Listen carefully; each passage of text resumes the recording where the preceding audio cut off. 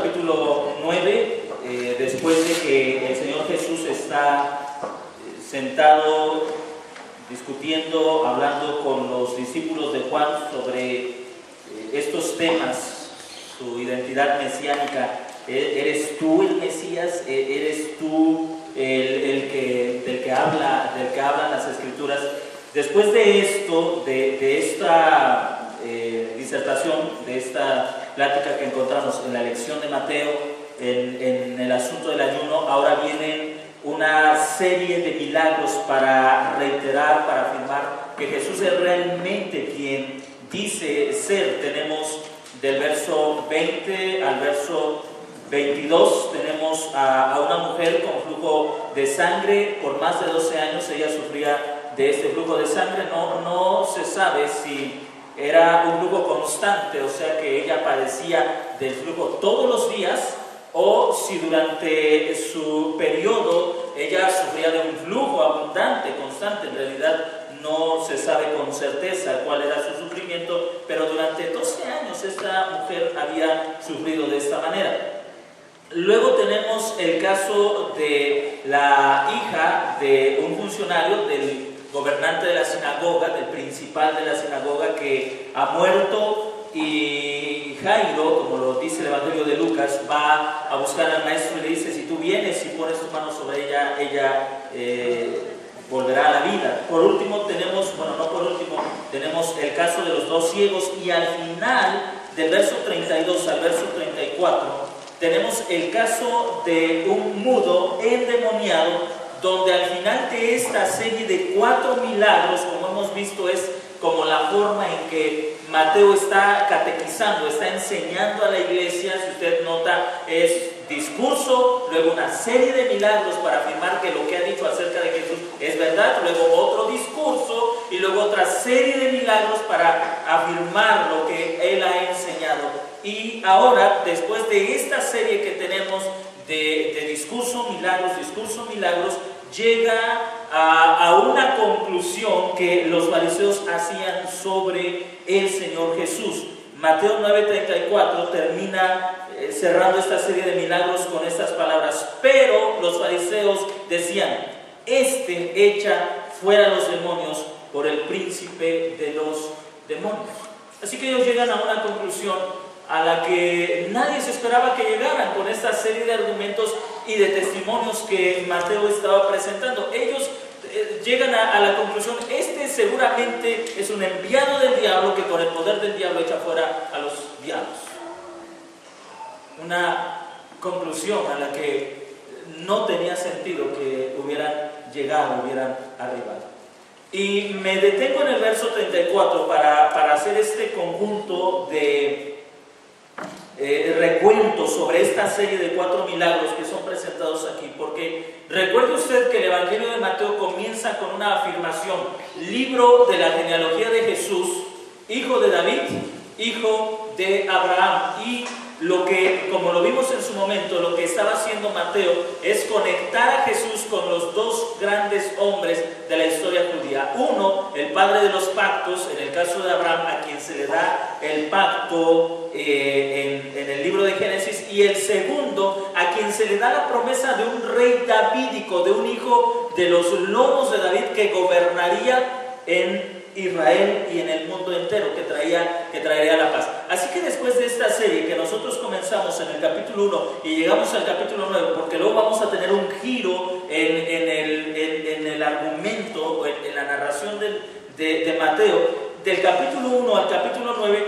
la conclusión a la que debería llegar los maestros de la ley, el pueblo y toda la gente en este territorio era sin duda alguna que Jesús es el hijo de David y el hijo de Abraham.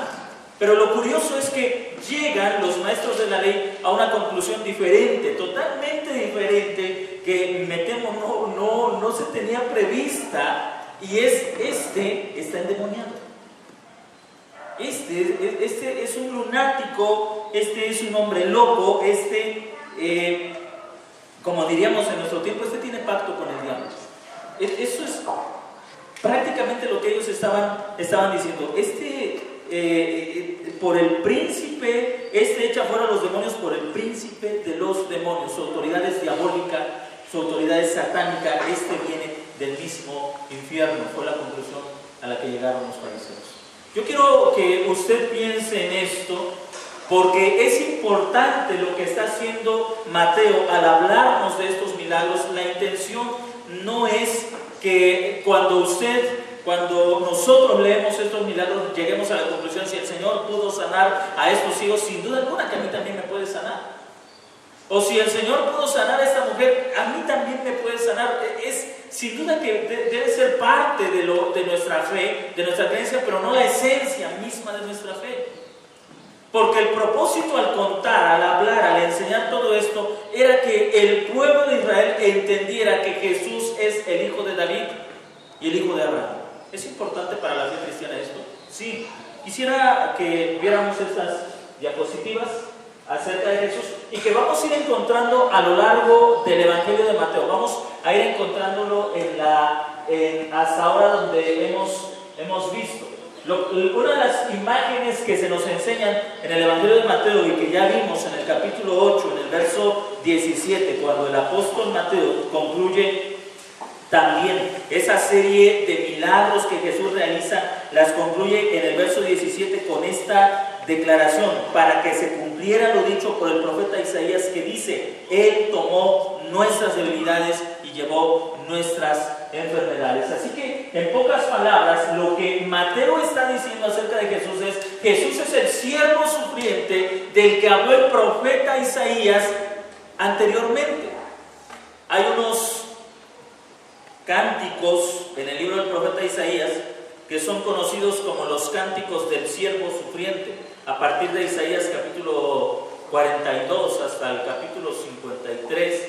Hay me parece 4 o 5 cánticos que se les conoce como los cánticos del siervo sufriente, y donde se nos habla acerca de lo que el siervo de Yahvé habría de hacer cuando estuviera en la tierra.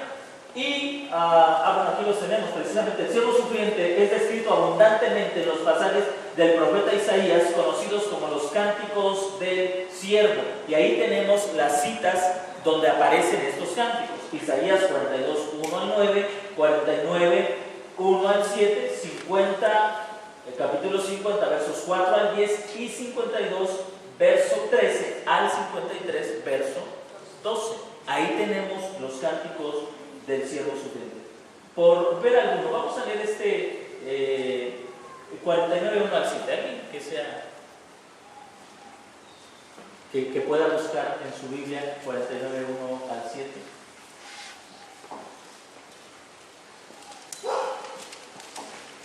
Oídme costas y escuchad, pueblos lejanos. Jehová me llamó desde el vientre, desde las entrañas de mi madre tuvo mi nombre de memoria. Y puso mi boca como espada aguda, me cubrió con la sombra de su mano, y me puso poseer su vida.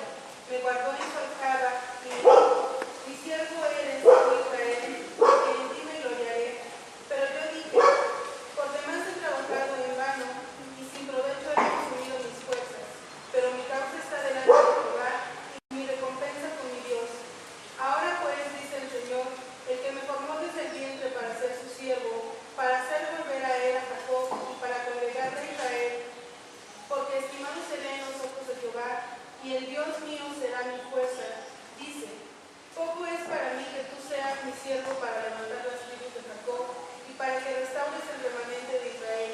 También te di por luz de las naciones, para que seas mi salvación hasta los confines de la tierra. Así ha dicho el Señor, Redentor de Israel, el santo suyo, al menospreciado de alma, al abominado de las naciones, al siervo de los tiranos. Verán reyes y se levantarán príncipes y adornarán por el Señor, porque fiel es el santo de Israel, el cual te escogió. Gracias.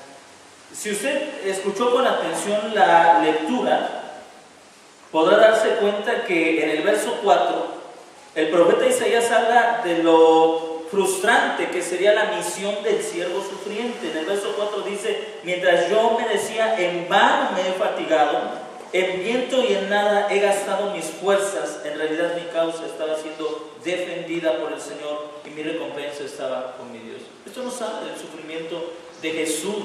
Usted al leer los evangelios se va a dar cuenta que Jesús fue despreciado por su pueblo, rechazado por su pueblo. La tarea de Jesús fue frustrante, de manera que mientras más evidencias daba de que Él era el Mesías prometido a Israel, más el pueblo lo rechazaba al punto que lo llevó a la muerte en la cruz del Calvario. Tenemos una parte de la experiencia del ministerio de Jesús donde habla acerca de su rechazo, de su frustración en su misión, de su frustración en su trabajo. Y eso es lo que está diciendo el apóstol Mateo. Recuerda usted que cuando los evangelistas citaban una parte de las Escrituras, el propósito era que a la mente del pueblo judío viniera todo lo que correspondía a esa Escritura. Así que cuando Mateo concluye en el verso 17 del capítulo 8, para que se cumpliera la Escritura, donde dice, Él llevó nuestras enfermedades, la intención era que el pueblo entendiera, Él es el siervo sufriente prometido o anunciado por el profeta Isaías. Él es el siervo de Yahvé. Ahora, nota usted también que el profeta Isaías habla acerca de que el ministerio de Jesús no solamente sería en Israel, sino que sería puesto por luz a las naciones, a los gentiles y para salvación que alcance los confines de la tierra. Así que cuando Mateo escribe su evangelio, está también catequizando, enseñando, evangelizando a los gentiles. Por eso es que incluye referencias donde Jesús pasa a tierra de los gentiles, porque Él es el siervo del Señor. Él es el siervo de Yahvé, de quien habla la Escritura. Mateo en el capítulo 8, dice la diapositiva, nos muestra 4 acciones milagrosas de Jesús con las que concluyen en el verso 17 que acabamos de leer un momento atrás. Y para que se cumpliera todo lo que fue dicho por medio del profeta Isaías cuando dijo, Él tomó nuestras flaquezas y llevó nuestras enfermedades. Uno de los aspectos, una de las imágenes entonces que nos da el Evangelio de Mateo es que en Jesús se cumple la profecía del siervo sufriente. Jesús es el siervo que prometió Yahvé en el antiguo pacto, que vendría y daría paz a las naciones. ¿Por qué es importante? Porque si Jesús no es el siervo sufriente, nuestra fe es vana, hermanos. Nuestra fe es vana. Porque estamos creyendo en alguien a quien Dios no envió. Esto es muy importante para la fe nuestra como cristianos. Recuerde que la fe es la confianza en alguien para nosotros, y en este caso es en Jesús. Y si Jesús es de quien habló la Escritura, entonces Él es capaz, como lo vemos aquí en el caso del siervo sufriente, de perdonar nuestros pecados, de llevar nuestras maldades. Él es la luz para nosotros, porque el siervo sufriente había sido dado como luz para las naciones. Otra imagen que encontramos también es que Él es el Hijo del Hombre. La imagen del Hijo del Hombre se desarrolla desde muy temprano. Por ejemplo, Génesis 3:15. ¿Qué dice Génesis 3:15? ¿Alguien recuerda?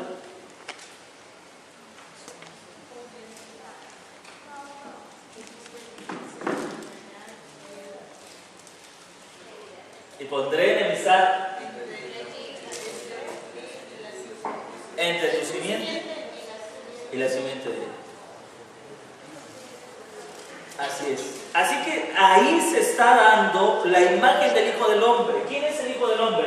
El Hijo del Hombre es la imagen que se utiliza para describir al hombre en su posición como corona de la creación. ¿Recuerda usted lo que dice el Salmo número 8? Que es el hombre para que tengas de él memoria, y el Hijo del Hombre para que te acuerdes de él.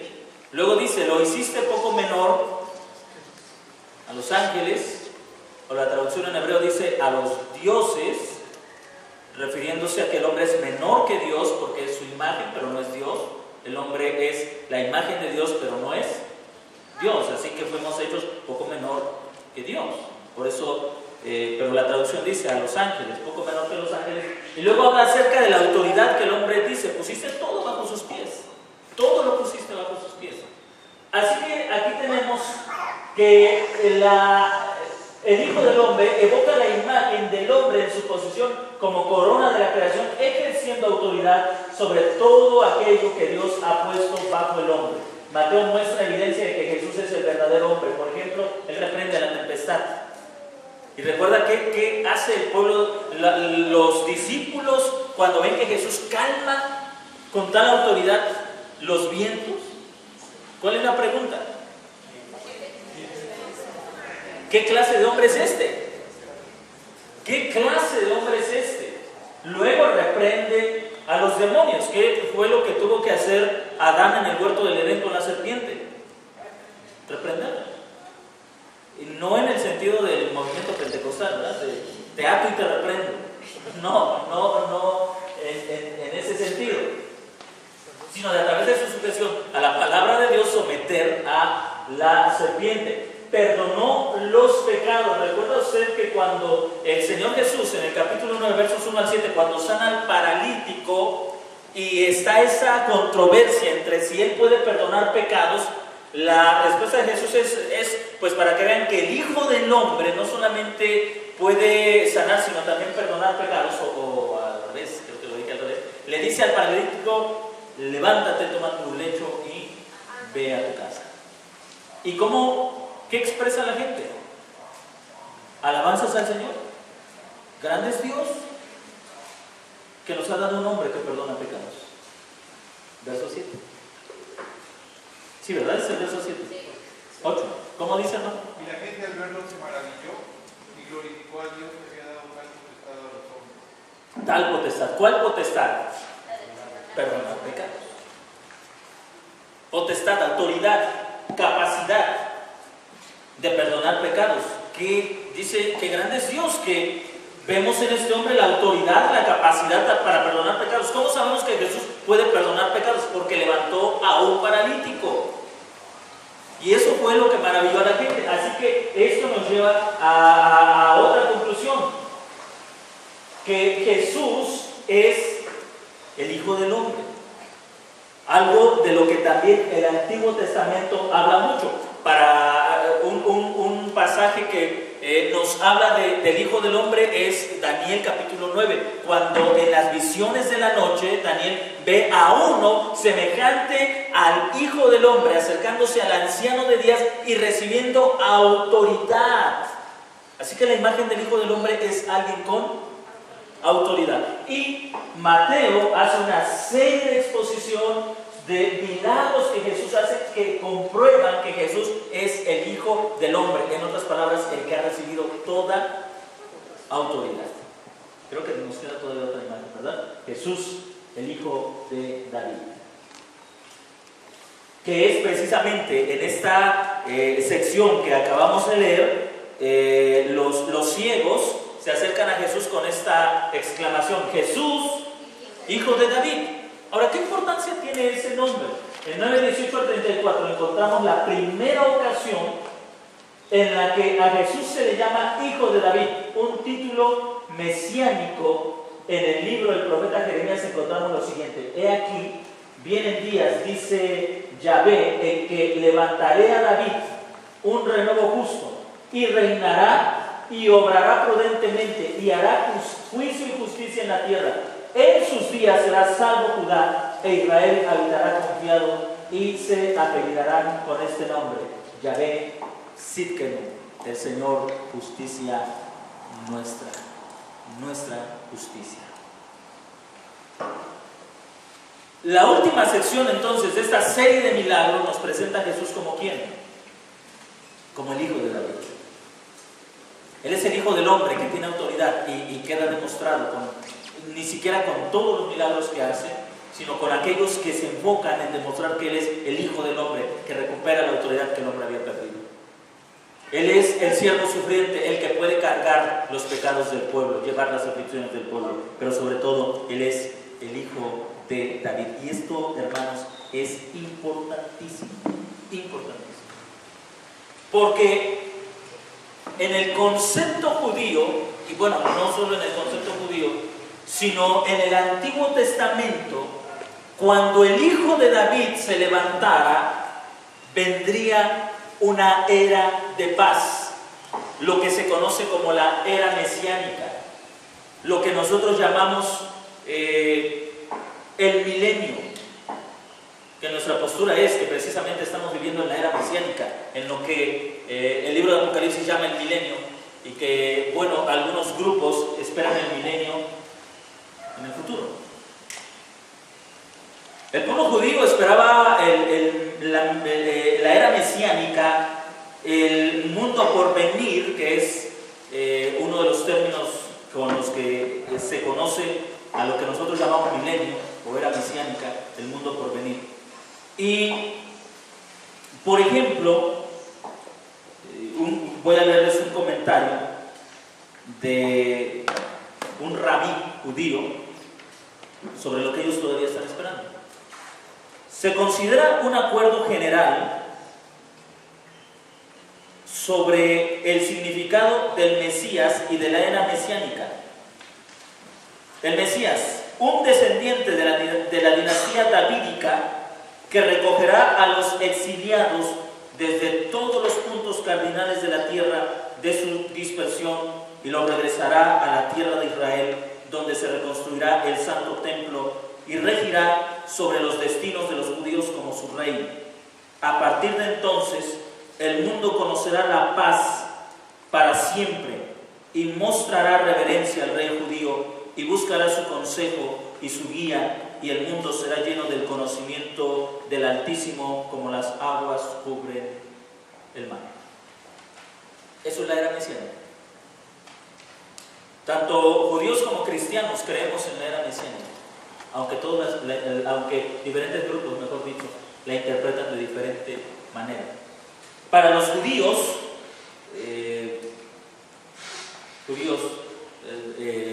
religiosos, ortodoxos, no todos los judíos son religiosos, pero para los judíos religiosos, para los judíos ortodoxos, la era mesiánica es algo que está por venir. Por eso es que hay un grupo que se interesa mucho en la reconstrucción del templo, porque, bueno, es algo contradictorio, porque se supone que cuando el Mesías venga, Él reconstruirá el templo, no que el pueblo tiene que reconstruir el templo para que el Mesías venga. Porque el antiguo pacto habla acerca de esto, de que el Mesías construiría el templo. Para no salirme de Mateo, regresando a Mateo capítulo 9, en el verso 20, perdón, estoy en Lucas, por eso no concuerdo.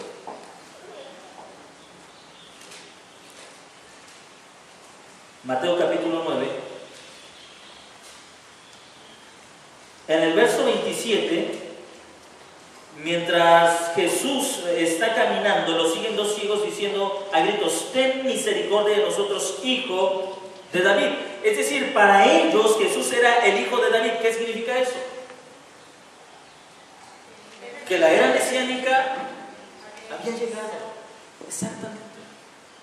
Para ellos significa que la era mesiánica había llegado, el tiempo en el que el Señor traería esa paz a Israel y a todas las naciones había llegado. Por eso es que ellos le dicen Jesús, hijo de David. Obviamente ellos no están diciendo que Jesús era el fruto de la relación de David y su esposa, porque hacía años que David había muerto.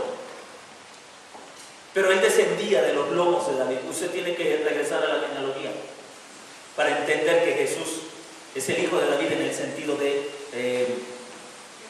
genealogía, y por lo tanto es el rey davídico o el rey mesiánico.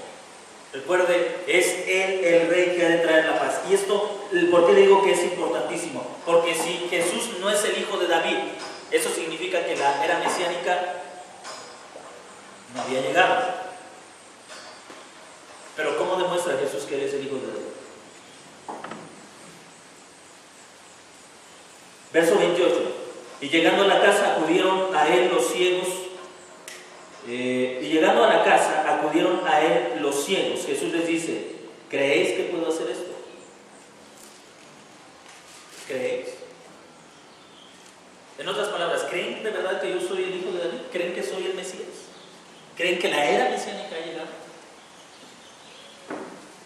Se ¿Se dan cuenta que esto no es una actitud de, sí, yo creo que tú tienes un poder milagroso que quién sabe de dónde proviene? Sino a veces, ¿creen que yo soy lo que ustedes están confesando? ¿Creen que realmente yo soy el hijo de David, el que fue prometido en el antiguo pacto que traería paz al pueblo y a las naciones, el del cual habló el profeta Isaías? ¿Realmente creen que yo soy el hijo de David? Y ellos responden, sí, Señor. Entonces les tocó los ojos diciendo, conforme a nuestra fe se ha hecho, y se les abrieron los ojos. ¿Cuál es el propósito de este milagro? El propósito es decirle, en verdad la fe de ustedes es real. Yo soy el Mesías prometido y esta es la era mesiánica. Esto es de lo que habló el profeta Isaías. Y esta es la base, hermanos, por la cual nosotros no creemos que el milenio sea algo futuro, sino algo presente. Porque el Mesías ha venido, a menos que Jesús de Nazaret no sea el Mesías, entonces estamos esperando un milenio. ¿Sí me está entendiendo? Si Jesús de Nazaret no es el hijo de David, hermanos, entonces el milenio todavía es futuro. Pero eso implica muchas otras cosas. Seguimos en el antiguo pacto. Necesitamos templo, necesitamos sacerdocio levítico, necesitamos ofrendas, necesitamos sacrificios, porque el Mesías no ha llegado.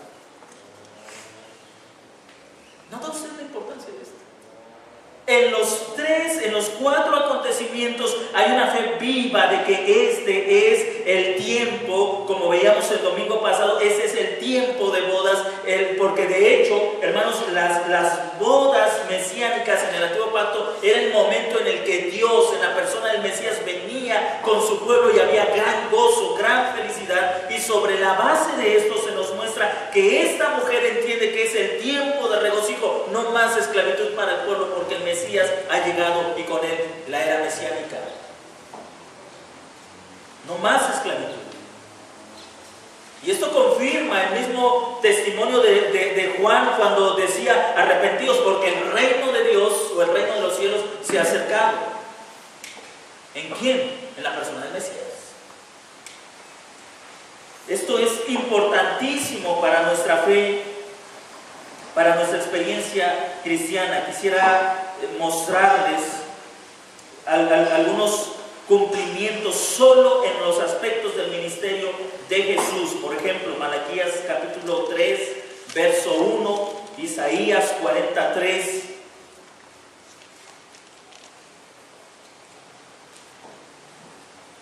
Dice Isaías 40, verso 3, y escriba también como referencia Malaquías 3:1: Vos que clama en el desierto, preparad camino al Señor, enderezad calzada en la soledad a nuestro Dios.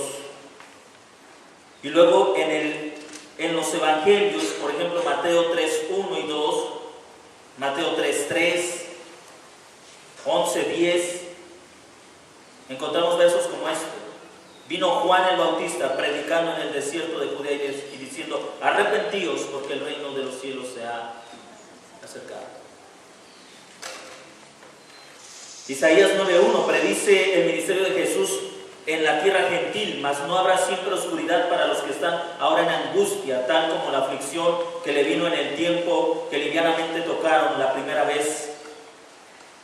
Tierra de Zabulón y la tierra de Naftalí, pues al fin llenará de gloria el camino del mar de aquel lado del Jordán en Galilea de los gentiles. Y luego Mateo 4 nos damos cuenta que el Señor cruza el mar a la tierra de los gentiles y da libertad a unos endemoniados. La era mesiánica había llegado.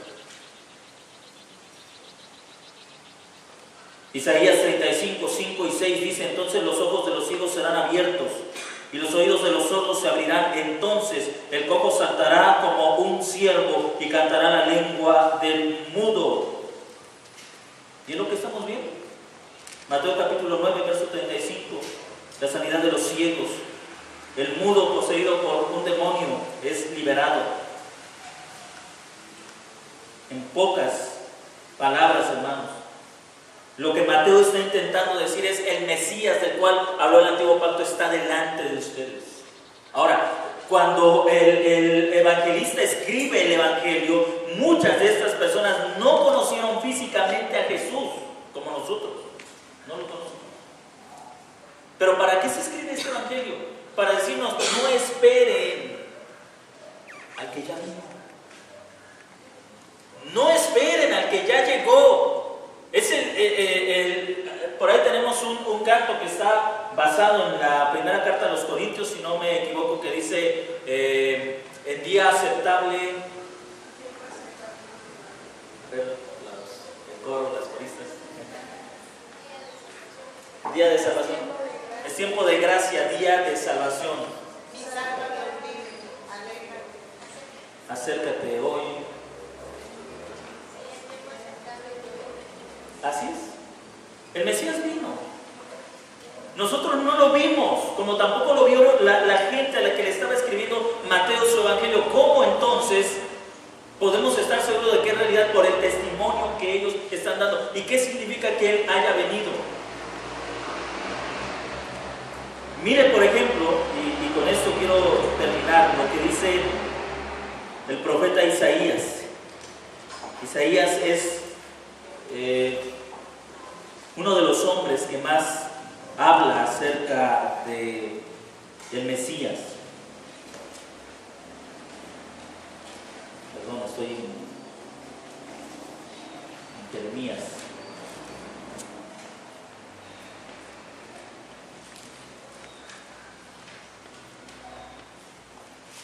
En el libro del profeta Isaías, en el capítulo 9. ¿Sí? Verso 6 y 7. Un pasaje muy común en Navidad. ¿Alguien lo puede leer?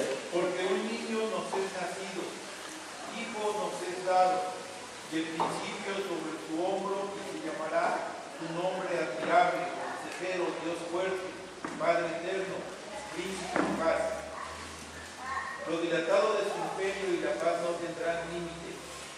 Sobre el trono de David y su reino, disponiéndolo y confirmándolo en juicio y justicia desde ahora y para siempre.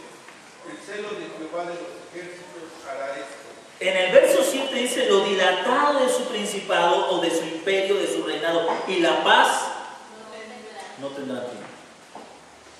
Si el Mesías no ha venido, no estamos en la era mesiánica y no estamos bajo su autoridad y no estamos en paz. Pero si Jesús realmente es el Mesías y usted y yo hemos creído en Él y hemos sido salvos por su gracia, estamos bajo su autoridad y tenemos paz. Ninguna condenación hay para los que están en Cristo Jesús. Estamos en paz. Luego, capítulo 11. Pero saldrá una vara del tronco de Isaí, nuevamente haciendo referencia al reino davídico, al descendiente de David. Un vástago retoñará de sus raíces y reposará sobre él espíritu del Señor, espíritu de sabiduría y de inteligencia, espíritu de consejo y de poder, espíritu de conocimiento y de temor del Señor. Se deleitará en el temor del Señor, no juzgará según la vista de sus ojos. Y más adelante en el verso 5 dice, la justicia será el cinto de su lomo y la fidelidad ceñidor de su cintura. Entonces morará el lobo con el cordero y el leopardo se sentará junto con el cabrito. Y algunos dirán, ¿se da cuenta cómo no estamos en el reino mesiánico? Porque eso no es verdad. Pongan a un león junto a un cabrito y a ver si esto se cumple. Y Jesús nos diría insensatos y torpes de corazón para entender lo que la Escritura y los profetas dijeron. ¿A qué paz se refiere? La paz con Dios. En pocas palabras, la maldición será quitada para el pueblo. No más maldición. Aquí la idea es de la muerte, no más agresividad, no más resistencia, no más violencia, porque el hombre será puesto en paz con Dios. Si Jesús no es el Mesías, todavía estamos bajo maldición. Si Jesús no es el Cristo, si Jesús no es el Mesías, estamos bajo condenación, no tenemos paz. Dice en la ley, en el libro de Levítico, que llegaría el día en que Dios retiraría la maldición de la tierra. Y Mateo dice que ese día llegó. Llegó ese día. Ciegos recuperando la vista, endemoniados siendo libertados de su cautividad. El día de retirar la maldición ha llegado. ¿Se dan cuenta, hermanos, que la fe, note usted como, siguiendo en Isaías 11, en el verso 9, dice: no habrá más mal ni dañarán en todo mi santo monte, porque como las aguas colman el mar, así la tierra estará llena del conocimiento del Señor. Aquel día que las naciones buscaran aquel que es la raíz de Isaí, el cual estará en pie como estandarte a los gentiles, y su morada será gloriosa.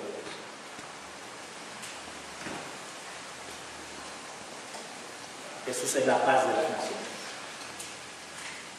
Él es la paz de las naciones. Y yo creo que eso debe darle consuelo a nuestros corazones. Le repito, hay un sector en la iglesia cristiana que dice: el milenio vendrá cuando Israel, el pueblo santo, reconstruya el templo, la gran tribulación, y entonces después de la gran tribulación viene Armagedón, y después de Armagedón entonces entramos al milenio.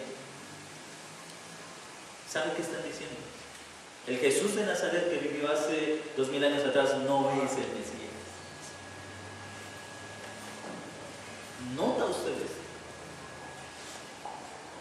Eso es lo que están diciendo. No es el Mesías.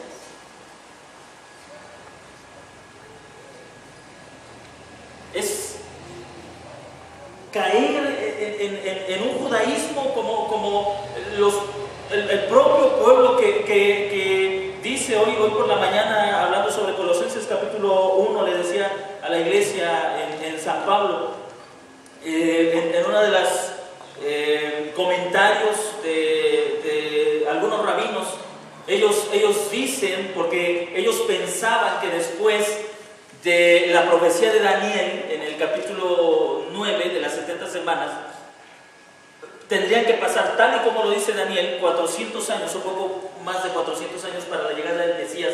Y como dice el profeta Daniel, el templo será destruido cuando el Mesías venga.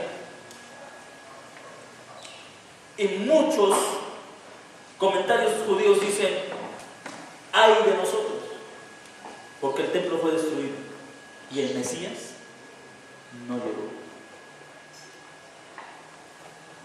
Qué triste.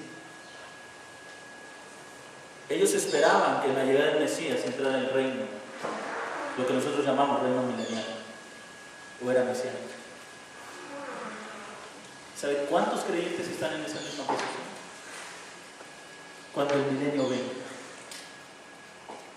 niegan la realidad de la suficiencia de la muerte redentora de Jesucristo. Niegan la justificación, la justicia perfecta que Jesús ganó para su pueblo al morir en la cruz de Calvario. ¿Cuántos creyentes, incluso al no entender que nuestro Salvador vive hoy y que reina por siempre, viven sumergidos en tanta necesidad, en tanto dolor, porque dicen: Él no ha venido? Mire cómo el pueblo, los pobres explotaron en gozo, los ciegos se gozaron de saber que el Mesías estaba presente, que Él estaba con ellos para traer todas las bendiciones que Dios había prometido a Abraham, a Isaac, a Jacob, para liberarlos del poder de Satanás, para rescatarlos de la muerte, de la miseria. De manera que usted se da cuenta que cuando la hija de Jairo muere, Jesús entra a la habitación y dice: esta niña no está muerta, solo duerme. ¿Por qué? Porque el Mesías está aquí, y la Escritura dice que cuando el Mesías viniera, la muerte huiría. Por eso esa niña ya no estaba muerta, porque el Mesías estaba presente. Leímos en el libro de Hechos aquel joven Tíquico. Después de la larga disertación del apóstol Pablo, él cae y muere. ¿Y qué dice Pablo? No está muerto. ¿Por qué? Porque yo soy Pablo y tengo un poder para resucitar a los muertos. Porque el Mesías ha llegado y la muerte ha huido. ¿Dónde está, oh muerte, tu aguijón? ¿Dónde, sepulcro, tu victoria? De manera que el libro de Apocalipsis concluye con estas palabras: bienaventurados los que creen, porque de aquí en adelante ninguno morirá, porque el Mesías está presente en medio de su pueblo. Usted y yo vivimos en la era mesiánica. Y no hay peor tragedia que una iglesia, estando llena de las abundantes misericordias del Señor, muera en desesperación cuando su Mesías está presente. No hay peor tragedia que eso. No hay peor tragedia que ver una iglesia que está suplicando: ven, Señor Jesús, y trae las promesas de paz que has prometido. No hay peor tragedia que eso. Seríamos tan incrédulos como los judíos, ¿no le parece? Añorando la venida del Mesías, cuando el Mesías ha venido y reina sobre nosotros. Dos cantos que cantamos hoy hablan acerca de su reino. ¿Qué dolor le ha convocado a usted? ¿Qué tribulación? ¿Qué necesidad ha angustiado su corazón? ¿Entiende usted que el Mesías no está ausente? Que nos ha sido dado como cabeza, dice el apóstol Pablo, y fue dado como cabeza a la iglesia. Él no está ausente. Él está en medio de nosotros. Y así como los ciegos se regocijaron, así como la mujer de flujo, con flujo constante, se acercó sabiendo que ahí estaba el Mesías y que cuando el Mesías llegaría, terminaría con todo ese dolor y esa tragedia, y lo tocó con la suficiente fe, así usted y yo podemos acercarnos al Padre, porque como dice el escritor a los Hebreos, ha sido abierto el templo para que usted y yo nos acerquemos confiadamente, porque el Mesías vive y reina en medio de nosotros. Traiga usted todas sus necesidades, porque esta era la anhelaron en el antiguo pacto. Esta era de paz entre Dios y el hombre fue añorada por Abraham, por Isaac, por Jacob, y para nosotros es una verdad. Incline su rostro y vamos a orar. Padre,